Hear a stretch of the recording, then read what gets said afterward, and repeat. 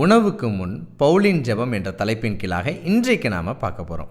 அப்போஸ்தலனாகிய பவுல் அப்பம் புசிப்பதற்கு முன்பதாக தேவனை ஸ்தோத்தரித்து ஜெபம் பண்ணினார் என்று வேதம் பதிவு செய்து வைத்திருக்கிறது.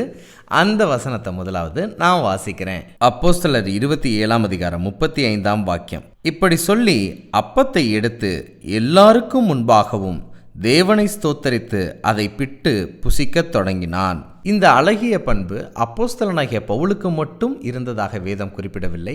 ஆண்டவராகிய இயேசு கிறிஸ்துவுக்கும் இந்த பண்பு இருந்ததாக வேதம் பதிவு செய்து வைத்திருக்கிறது. சில நிகழ்வுகளை உங்களுக்கு தெரியப்படுத்த ஆசைப்படுகின்றேன். 5000 குடும்பங்களுக்கு ஆண்டவர் அப்பம் போஷிக்கும் போது கூட பரலோகத்தின் தேவனை நோக்கி ஸ்தோத்தரித்தார். 4000 குடும்பங்களுக்கு போஷிக்கும் போதும் கூட பரலோகத்தின் தேவனை நோக்கி ஆண்டவர் நன்றி செலுத்தினார் என்பதை நாம் வாசிக்கலாம். அது மட்டுமல்ல, சிலுவை பாடுகளுக்கு சற்று முன்பாக நடந்த ராபோஜன விருந்திலும் கூட அப்பத்தை பிட்டு கொடுப்பதற்கு முன்பதாக பரலோகத்தின் தேவனுக்கு நன்றி செலுத்தினதாக வேதம் கூறுகிறது.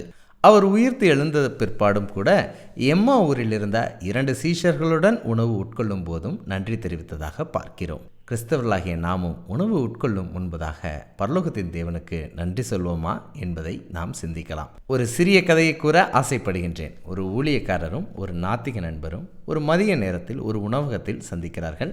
இருவரும் தங்களுடைய நம்பிக்கை குறித்து காரசாரமாக விவாதித்து கொண்டிருக்கிறார்கள்.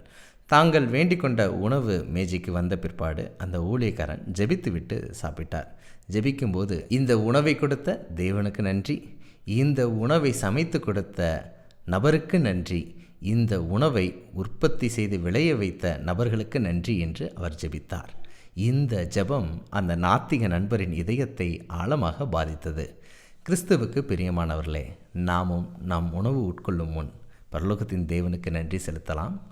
நிச்சயமாக சமைத்த கரத்திற்காக நன்றி செலுத்தலாம்.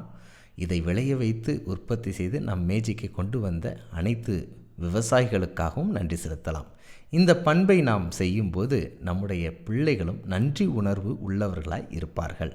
நிச்சயமாக இதை கேட்கும்போது பரலோகத்தின் தேவன் சந்தோஷப்படுவார். ஒருவேளை சமைத்த கரம் நம் வீட்டின் துணையாக இருந்தாலும் வேலைக்காரராக இருந்தாலும் அவர்களுக்காக நாம் ஜெபிக்கிறோம் என்பது எவ்வளவு சந்தோஷமான காரியத்தை கொடுக்கும் அல்லவா? இந்த பதிவு உங்களுக்கு பிரயோஜனமாக இருக்கும்னு நான் நம்புகிறேன். மீண்டும் ஒரு பதிவில் உங்களுடன் இணைகிறேன். பகிர்வோம் இயேசுவை. என்று அன்புடன் பைபிள் ஸ்கூல்.